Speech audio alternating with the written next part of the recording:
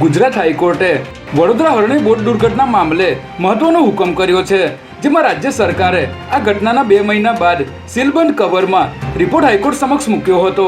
જે રિપોર્ટ જોઈને હાઈકોર્ટે ટિપ્પણી કરી હતી કે આ રિપોર્ટમાં મ્યુનિસિપલ કમિશનરને બચાવવાનો પ્રયત્ન કરાયો છે, જેને પગલે હાઈકોર્ટે રાજ્ય સરકારને આ બંને મ્યુનિસિપલ કમિશનર એચ.એસ. પટેલ અને વિનોદ રાવ સામે શિસ્ત સંબંધી પગલાં લેવા આદેશ કર્યો છે અને આ ઉપરાંત અન્ય જવાબદાર અધિકારીઓ સામે પણ આવા પગલાઓ લેવામાં આવે તેવું જણાવ્યું હતું. કેન્દ્રીય નાણામંત્રી નિર્મલા સીતારમણનો ડીપફેક વિડીયો વાયરલ કરનાર સામે અમદાવાદ ક્રાઇમ બ્રાન્ચમાં ફરિયાદ નોંધાઈ છે. આ ફેક વિડીયોમાં નિર્મલા સીતારમણ મીડિયા સાથે વાત કરતા અને જીએસટીને ગોપનીય માહિતી કર કહેતા જોવા મળે છે.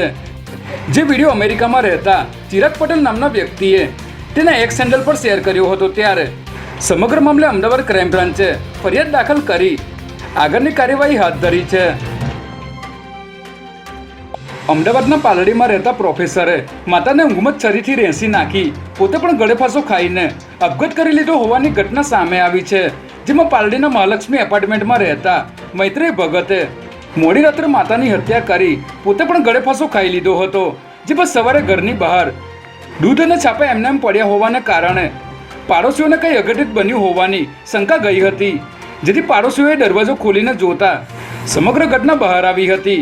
ઘટનાની જાણ થતાં જ ડીસીપી ઝોન 7 અને એસીપી સહિતના અધિકારીઓ ઘટના સ્થળે પહોંચ્યા હતા અને એફએસએલની મદદ લઈને પોલીસે તપાસ શરૂ કરી છે.